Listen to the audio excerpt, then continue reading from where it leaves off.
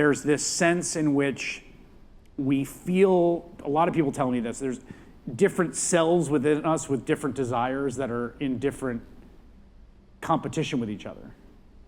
So there's the self that wants to read the book that they brought on vacation, and then there's a self that scrolls through the phone. I think also people feel like there's a kind of disruption of human socialization.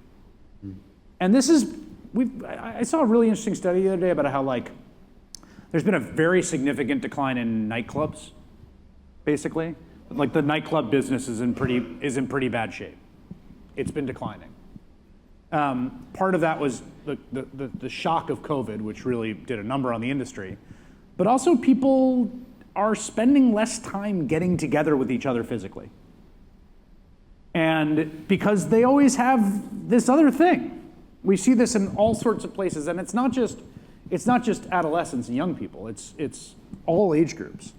So that's the other thing I think people feel is like there's this kind of there's a kind of chain of connection between the individuation and then isolation and then sort of lack of social connection that keeps popping up, often even in social circumstances, where the sirens call, if you will, of the device and of its very, very potent engineering to draw your attention takes you away from the presence of the people that you love, that you want to spend time with, or even just it's very funny to me, you know, Jonathan Haidt obviously wrote this best-selling book, The Anxious Generation, which has been on the bestseller list for a year now, which is unheard of. It struck a nerve, and about teenagers mostly, children and teenagers in this dynamic.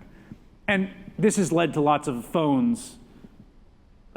schools banning phones in their classroom, which seems like an obvious no-brainer. It's insane to me that it took this book to do it, but what I think is very interesting and funny about this, there's a tendency among adults to displace our worries about this onto children.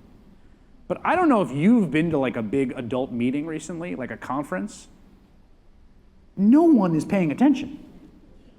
No one. And it's like, it would be weird at a conference to be like, we're taking all the phones and putting them in this like locker. But also that's obviously what you should do. Right? I mean, obviously. Like, it's obviously the case that in adult settings that are settings akin to classroom settings where you want people to be exchanging information and focusing, that you should do the same thing you do with teenagers. Weren't you talking earlier today about tobacco?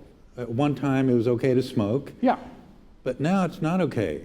Yeah, and I think one of the things I think we're going to see happen, and I think actually there's a little bit of a technical issue to solve here around the logistics, but schools have started putting these phone cubbies in. Sometimes they're in the lockers, sometimes kids keep them in the lockers, or sometimes they're just in the classroom. You just put it in the classroom. But I just think we're going to see more and more public spaces have some version of that. Like, you go to a restaurant, you just put it there, or you go to a coffee shop, or this event tonight. Like, we didn't take your phones, and none of you guys are all paying amazing attention. You're beautiful, wonderfully attentive. I see all your faces. I'm working pretty hard too, just to be clear. It's not like it's, you know. But there's all sorts of environments where I think it would just make obvious sense in the same way that like it seems weird. It seems very funny to me when I think about my freshman year of college and people just smoked in the cafeteria. Just impossibly disgusting to imagine now. I think we will look back on a lot of these pictures from this era and these times where people's attention should be on each other when they're around each other. And it doesn't mean like, you know, like, yeah, the phone is an amazing thing. God knows I'm like inveterately online. I'm not like trying to, there's not like a moral component to this. But we have different selves, and those selves have different aspirations. And the self that wants to be in communion with people at an event, or wants to listen to your spouse talk about her day over a dinner date, is the one that we should be cultivating against the part of the self that is being reached by the technology to like look down like that.